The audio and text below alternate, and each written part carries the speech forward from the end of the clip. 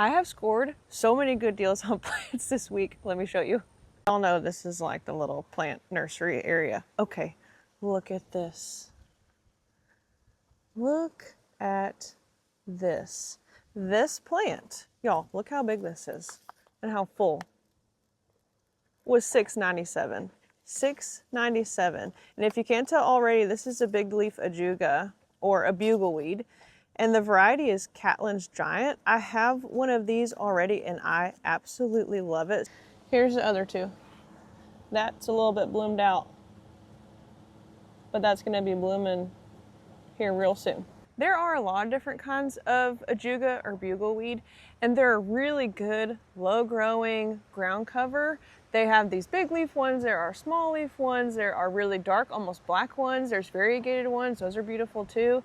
They're a really good choice for part shade.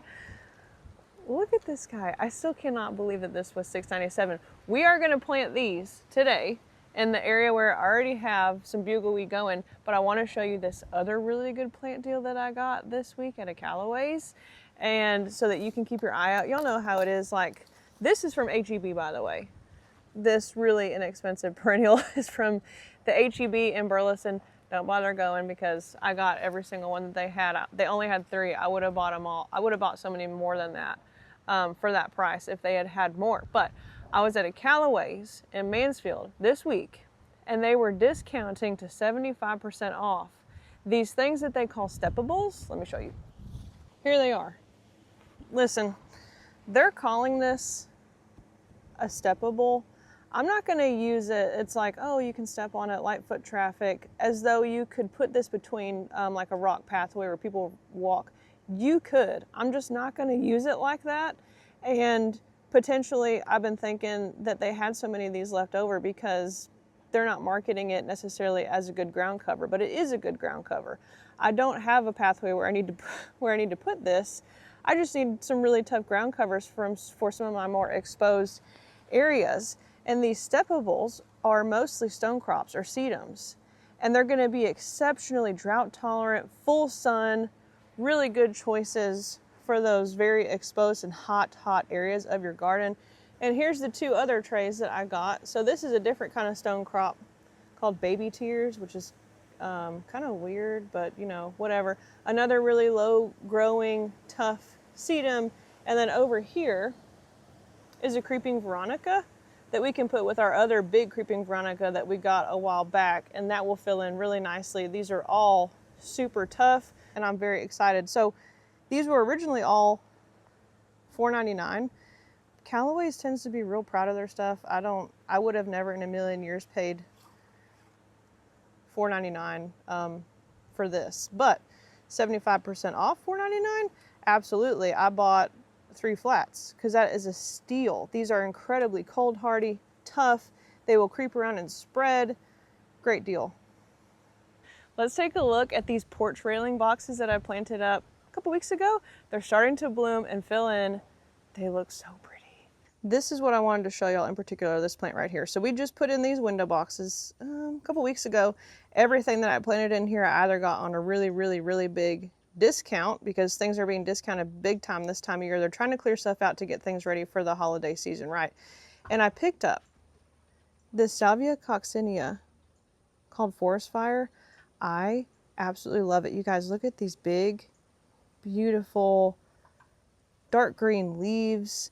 I want to show you the comparison between this one, which is called Forest Fire, and then that one I have right down there. Okay, here is just that straight species Salvia coccinea, right?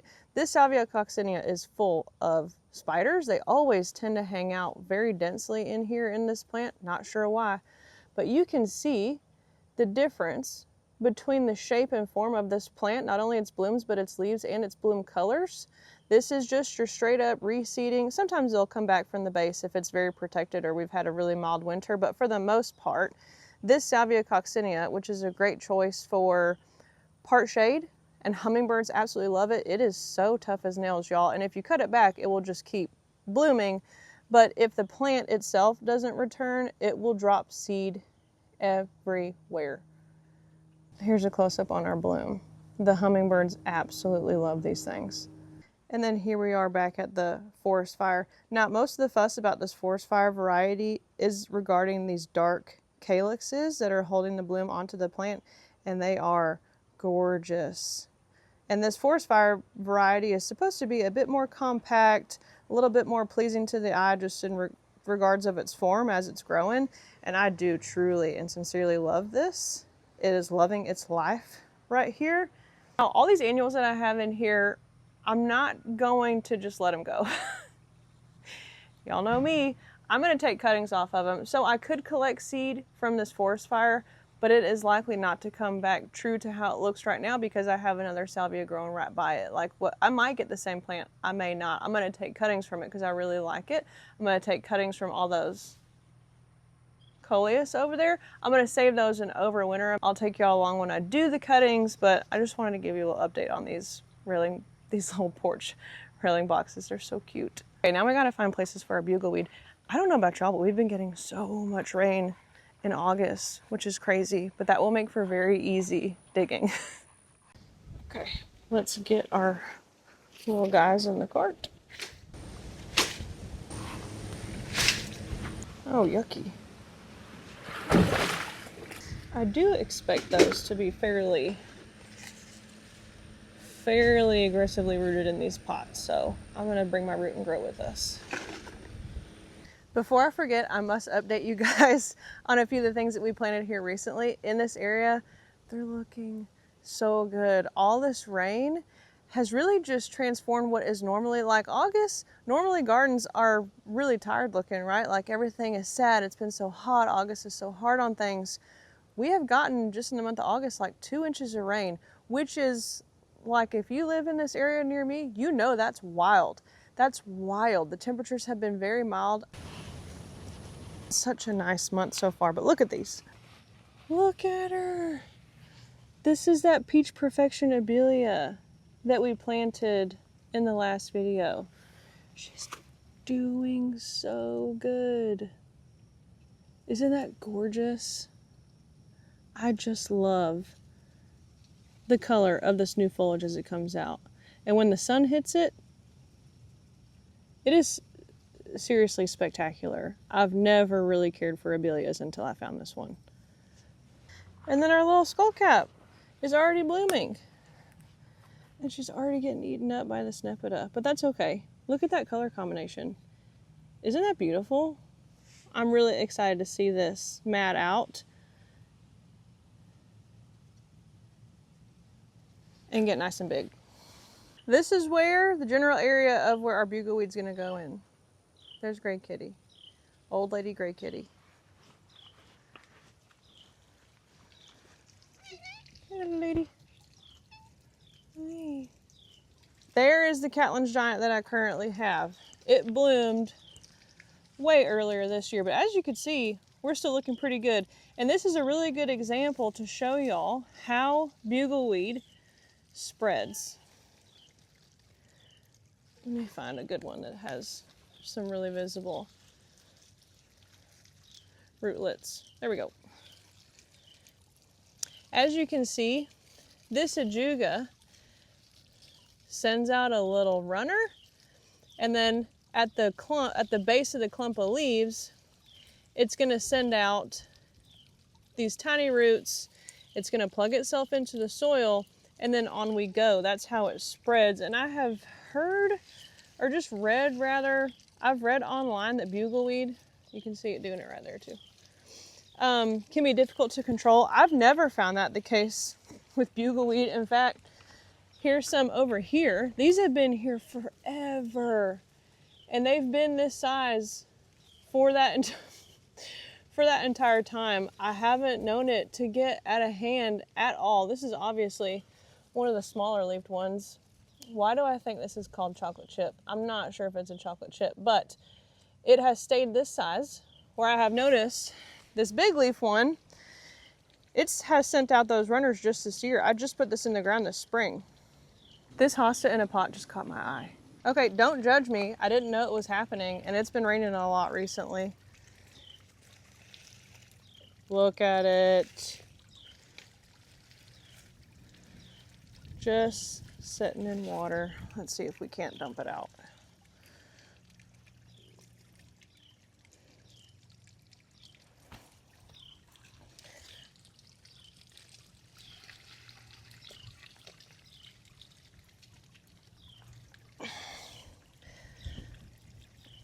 Ooh, that's smelly. I need to put this on pot feed at some point.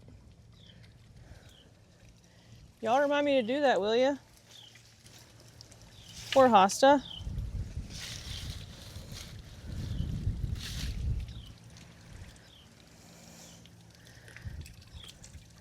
Also just absolutely covered in snails. My goodness. Look at them all. Kind of the name of the game with hostas though. They're always gonna get eaten by snails. Doesn't really bother me. Hostas tend to tatter anyway where we are just because we get so much wind. So I'm just not gonna bait the snails. I just don't really care that much. I really like hostas when they bloom.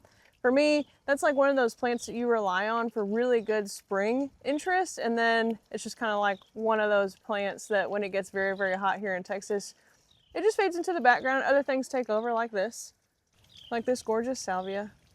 Has no cares in the world. Heat, full sun, humidity, wind, rain. It's a trooper. Okay, anyway, let's place this ajuga in its new home. I think that we should do one right here. So it kind of flanks this. This is how I access my little bubbling rock right there, which the sweet potato vine has already taken over again. It's whatever. I need to be able to walk through there to care for it. So I would like this ajuga to be on either side of this little pathway. But now we have two more. Peep that lavender. It's so gorgeous. Let's get these two right here. And then it'd be pretty if we could repeat that on this side. And then as you're walking, you see a bunch of really pretty ajuga poking out from under this gorgeous beauty berry. I think that would be 1, 2, 3. I think that would be really pretty. And when this is blooming, so this stand-up beauty berry right here, I do cut on it. Look at these berries, they're already coloring up. Whoa. Aren't those beautiful? Oh my gosh. These are gonna drop their leaves and they're all gonna be that just beautiful pop of color. But anyway, this is a deciduous shrub, right? It's gonna drop its leaves. And so this may look like too full to really get the impact of this ground cover, but these leaves are gonna drop off and I trim on my beauty berries some. So when these bloom in the spring, you'll really be able to take that in really well without the beauty berry interfering with it too much. And then when the blooms fall off, they can just kind of be their cute little selves with their foliage like this one is right now. Oh, I'm gonna try to be as still as possible. Look at her. Oh, she's so pretty. That's Salvia garnitica right there.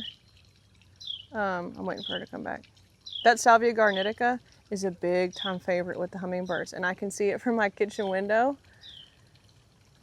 And I hear a mama wren. I have this wren in our bird feeder. She has babies in there right now, which is wild, but she's very upset. I don't know if y'all can hear her because of gray kitty. So they must be fledgling stage. But anyway, oh my gosh, a million distractions. Got my shovel. Got my plant. Okay, let's, I'm really interested to see what this ajuga looks like. Snails, y'all. Ooh, I have so many snails. Look at her.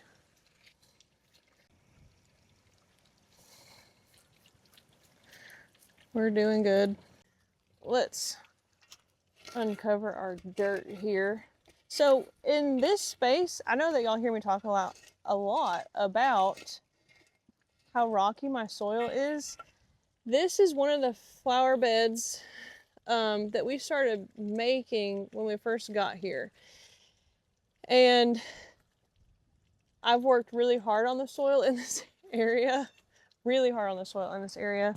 So it's really enjoyable to plant in this spot. I would chip it. I do leaves. I've obviously planted it very heavily. I work really hard on this area, and as with most things, most perennial gardening and just most soil improvement efforts, it is going to take you a while to see the payoff of that.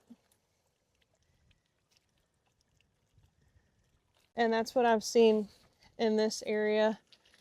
We've worked really hard, and I think that we're finally getting there. One thing I will say about this spot is I'm sure you can tell that we're under the shade of something.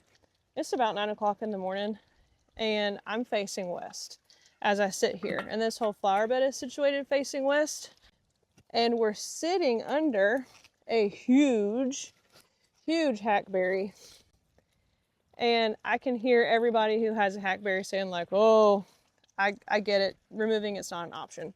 It is a very old hackberry. It is what it is.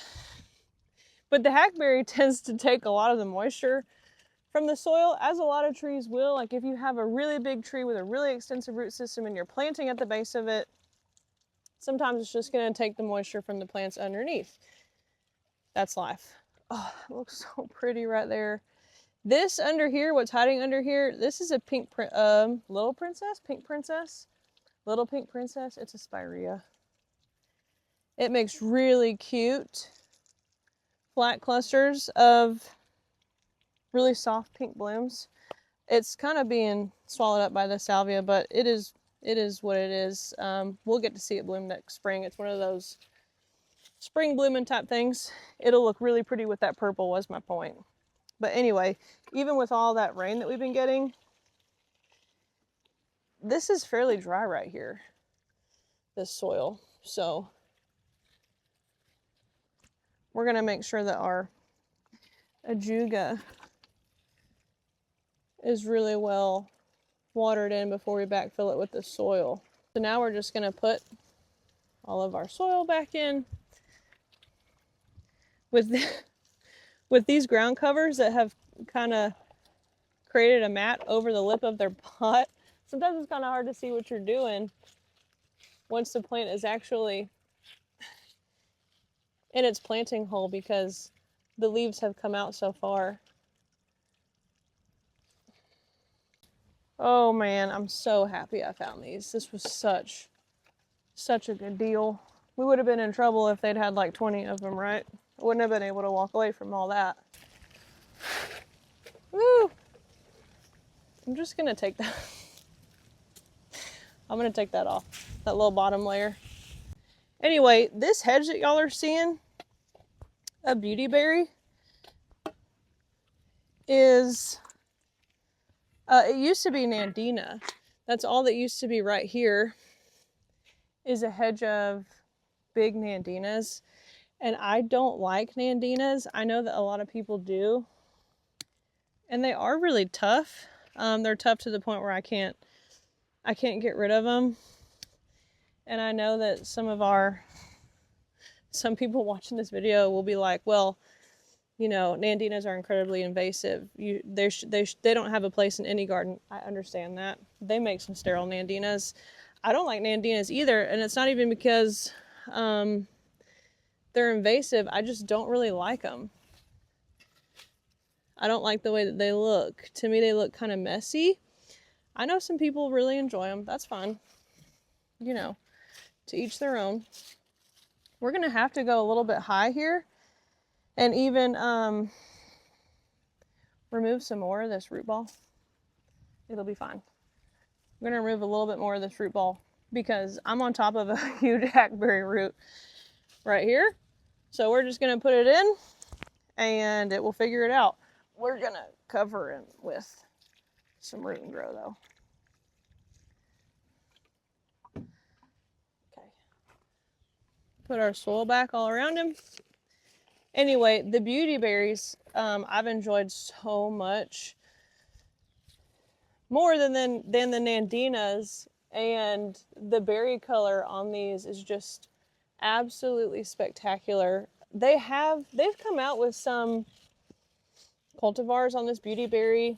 I think Pearl Jam is one of them. I don't like it. Honestly, I tried it and it didn't survive.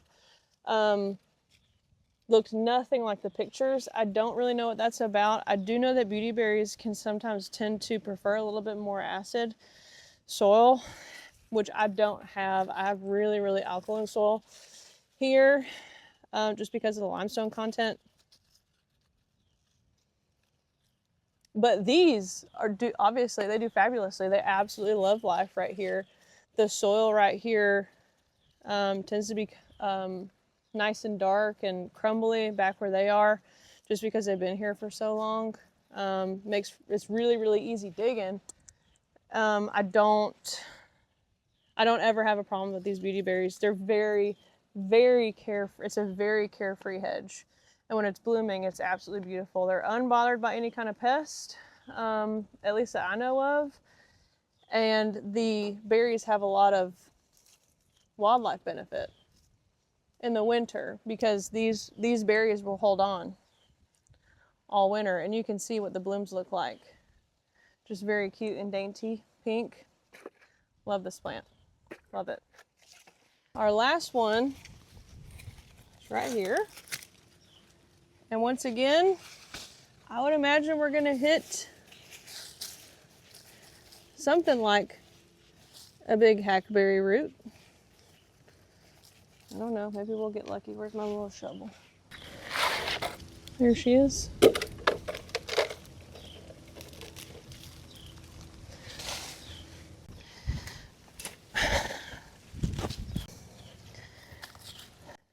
Sometime last year, we had this hackberry pruned really heavily for mistletoe.